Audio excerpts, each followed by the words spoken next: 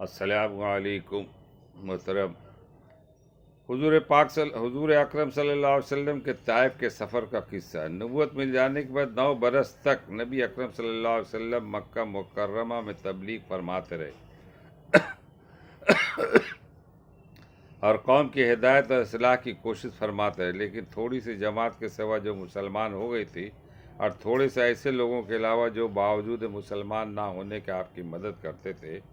اکثر کفار مکہ آپ کو اور آپ کے اصحاب کو ہر طرح کی تکلیفیں پہنچاتے تھے، مذاق اڑاتے تھے اور جو ہو سکتا تھا اس سے درگزر نہ کرتے تھے۔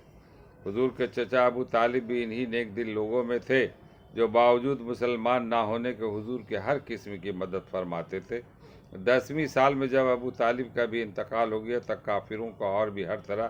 کھلے مہار اسلام سے روکنے اور مسلمانوں کو تکلیف پہنچانے کا موقع ملا۔ حضور اقدس صلی اللہ علیہ وسلم اس خیال سے طائف تشریف لے گئے کہ وہاں قبیلہ ثقیف کی بڑی جماعت ہے اور وہ قبیلہ مسلمان ہو جائے تو مسلمانوں کو ان تکلیفوں سے نجات ملے اور دین کے پھیلنے کی بنیاد پڑ جائے۔ وہاں پہنچ کر قبیلہ کے 3 سرداروں سے جو بڑے درجے کے سمجھے جاتے تھے گفتگو فرمائی اور اللہ کے دین کی طرف بلایا اور اللہ کے رسول کی یعنی اپنی مدد کی طرف متوجہ کیا، مگر ان لوگوں نے بجائے اس کے کہ دین کی بات کو قبول کرتے یا کم سے کم عرب کی مشہور مہمان نوازی کے لحاظ سے ایک نووارد مہمان کی خاطر و مدارت کرتے، صاف جواب دے دیا اور نہایت بے رخی اور بد اخلاقی سے پیش آئے۔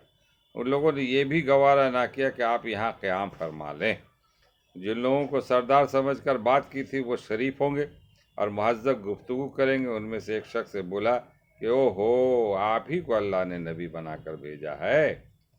دوسرا بولا کہ اللہ کو تمہارے سوا کوئی اور ملتا ہی نہیں تھا جس کو رسول بنا کر بھیجتے۔ تیسرے نے کہا کہ میں تجھ سے بات کرنا نہیں چاہتا، اس لیے کہ اگر تو واقعی نبی ہے جیسا کہ دعویٰ ہے تو تیری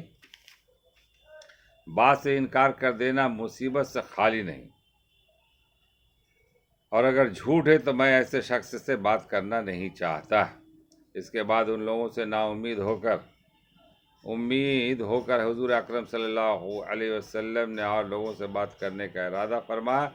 کہ آپ صلی اللہ علیہ وسلم سے ہمت اور استقلال کے پہاڑ تھے، مگر کسی نے بھی قبول نہ کیا، بلکہ بجائے قبول کرنے کے حضور صلی اللہ علیہ وسلم سے کہا ہمارے شہر سے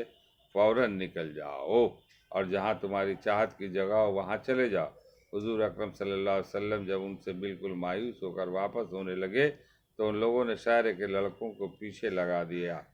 کہ آپ کا مذاق اڑائے، تالیاں پیٹے، پتھر مارے، حتیٰ کہ آپ کے دونوں جوتے خون کے جاری ہونے سے رنگین ہو گئے۔ حضور اقدس صلی اللہ علیہ وسلم اسی حالت میں واپس ہوئے۔ جب راستہ میں ایک جگہ ان شریروں سے اطمینان ہوا تو حضور نے یہ دعا مانگی، اللہ تعالی ہم لوگوں کو پڑھنے اور سننے سے زیادہ عمل کرنے کی توفیق عطا فرمائے، آمین۔